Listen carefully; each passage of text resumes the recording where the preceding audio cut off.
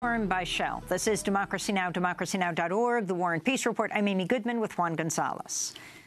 Well, President Donald Trump is scheduled to welcome Egyptian President Abdel Fattah el-Sisi to the White House today. Sisi, a former military general, is the first Egyptian president to visit the White House since Egypt's 2011 revolution.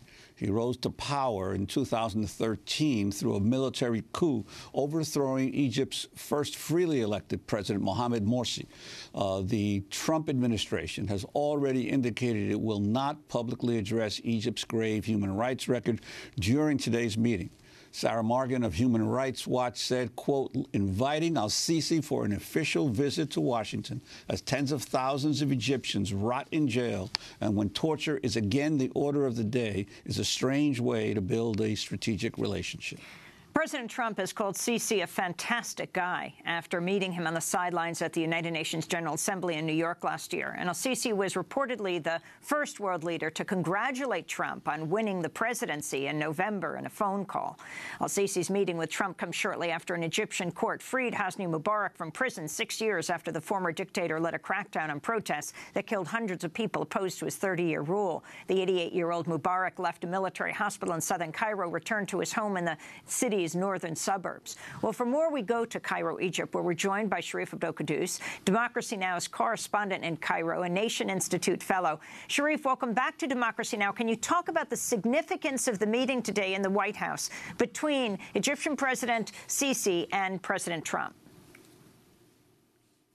Well, I think first it's important to note, Sisi has presided over the worst wave of repression in Egypt's modern history. As you mentioned, tens of thousands of opposition supporters have been imprisoned. Many people have gone into exile. Torture, extrajudicial killing, forced disappearances are rampant. Journalists have been prosecuted and sentenced.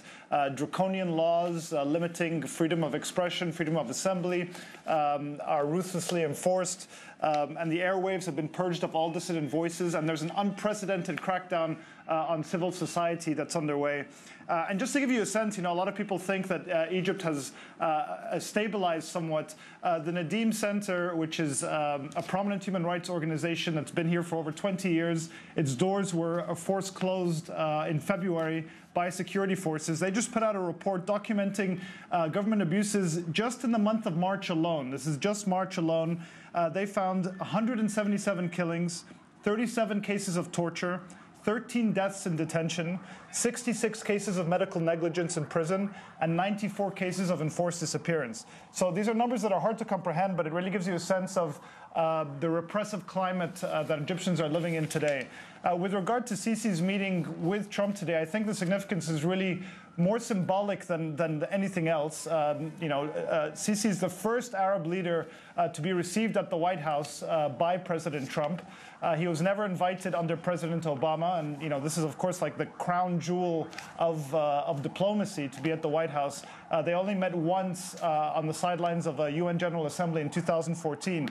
There's certainly a difference in rhetoric and tone with the Trump administration. Both leaders have expressed mutual admiration for each other and adopted a rhetoric that's devoid of any kind of criticism whatsoever. And also, yes, the White House has made clear that it won't make human rights a public point of contention, and they will discuss these matters behind closed doors. The Obama administration did at times offer muted criticism for human rights abuses or highlighted specific cases. However, I think it's very important to remember that while Sisi was presiding over this massive wave of repression, Obama did very little to alter the relationship between the United States and Egypt. Egypt, of course, is the second biggest recipient of military aid in the world from the United States, second only to Israel. After Morsi was ousted in 2013, after the massacre of nearly 1,000 of his supporters in August of that year, Obama did partially suspend the delivery of some weapon systems, F-16 warplanes, M1A1 Abrams tanks, Harpoon missiles, but he restored that aid in 2005. One thing he did cancel was something called cash flow financing, which basically allows Egypt to buy military equipment on credit. Only Egypt and Israel had that privilege, and that has been canceled.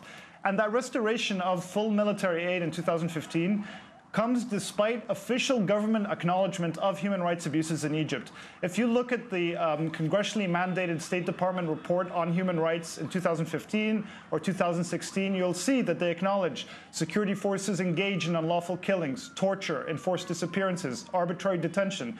They use all of these words. But the State Department has been regularly issuing what's called a national security waiver that allows Congress to override those concerns and continue the funding.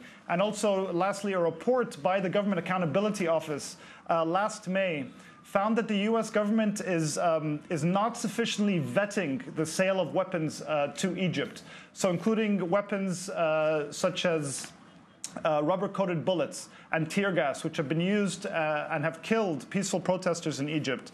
The State Department has not rejected a single case. The embassy vets thousands of individuals in the Egyptian security forces, and the State Department has not rejected a single one of them since 2013. These are the same police forces that have been accused of all these abuses. So this government accountability report. Go ahead. Sharif, I wanted to ask you, in terms of the supposed cooperation between the Trump administration and Sisi in fighting the war on terror, to what degree is there a terrorist movement in Egypt, or is it really a resistance movement, an armed resistance movement against the Egyptian dictatorship? Because we're hearing reports of constant battles day to day between the Egyptian military and militants in the country. Right. Well, I mean, Sisi's reason for being really, he launched himself on the war on terror, and we've really only seen more war and more terror in Egypt. There's a sustained insurgency in northern Sinai, with militants regularly attacking police and army positions. We've seen scores of civilians killed, hundreds of police and soldiers killed, as well as militants. The police use torture and curfews and airstrikes and military artillery attacks in northern Sinai. They have wiped out pretty much the town of Rafah to prevent, they said, smuggling of weapons from Gaza, where it borders. Despite all of that, these attacks continue. And in fact, an ISIS affiliate that has pledged allegiance to ISIS drove dozens of Christian families from their homes last month in Arish, in northern Sinai. They were forced to flee by a targeted campaign. And the attacks are not limited just to Sinai. We've seen multiple attacks in the mainland of Egypt, targeting police and security forces, police stations and so forth, but also targeting, for example, in December, a bomb ripped through Egypt's main Coptic cathedral, killing over 25 people. We've seen attacks on tourist sites with the ISIS affiliate claiming responsibility for the downing of a Russian airliner in 2015 that killed all 224 people on board. So, you know, this increased militancy has been used as a justification for these harsh repressive measures. And this is kind of the same age-old authoritarian logic that just continues in a never-ending cycle. Sharif, I wanted to ask you about the case of Aya Hijazi, the Egyptian-American citizen who's been detained by Egypt for over 1,000 days. Can you tell us who she is? Aya Hijazi is a 30-year-old Egyptian-American who grew up in Falls Church and graduated from George Mason University. She returned to Egypt following the 2011 revolution. She got married to a man named Mohammed Hassanein. And with their wedding money, they founded something called the Beledi Foundation, where they worked to educate and rehabilitate street children in Cairo. In May of 2014, amidst a broader crackdown on civil society, police forces raided the group without a judicial warrant. They arrested Aya and her husband and several others and charged them with a raft of very serious charges, including human trafficking, sexual exploitation of children, inciting children to participate in street protests, charges that carry a maximum of a life sentence. They've been in prison ever since. Human Rights Watch has called the case a travesty of justice. They've been in prison almost 3 years now, and that violates Egypt's own penal code, where detainees are only allowed to be held for 2 years under pretrial and provisional detention rules. There's been very frequent, prolonged postponements of the trial. They have not been allowed to meet with their lawyers privately. And I was at a session just a couple of weeks ago where the verdict was supposed to be heard. Aya was in the defendant's cage in the courtroom. Her husband came in. They embraced very tightly. They only see each other in the defendant's cage weeks or months apart. It was a very moving scene. And then the judge postponed the verdict inexplicably, as many postponements have occurred in this case, to April 16th. So we'll have to wait and see what happens. It's hard to know, but I very much doubt that Hagazi will be a topic of conversation today between Trump and Sisi, and she'll be forgotten by the leaders of both the countries she's a citizen of. And finally, Sharif, before we go, the whole issue of not raising human rights, as the Trump administration has said they will not do in this meeting, and the significance of Sisi for Trump, that he was the first person to call and accept his call to congratulate Trump on his election. Well, like I said, I think the main difference in the relationship will be one of tone and rhetoric. I mean, they see in each other kindred spirits, that they both have a populist slant that brought them to power. They use authoritarian language and authoritarian tactics to enforce their policies. They both have very dark views of the Muslim Brotherhood and look to annihilate any and all opposition.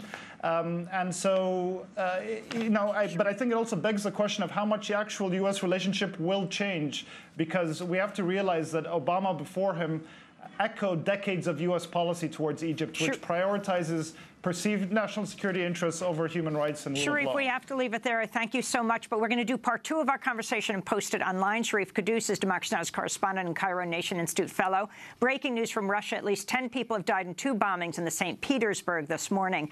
And I'll be speaking this weekend, Friday in Denver, Saturday in Castlegar, British Columbia at Selkirk College. I'm Amy Goodman with Juan Gonzalez.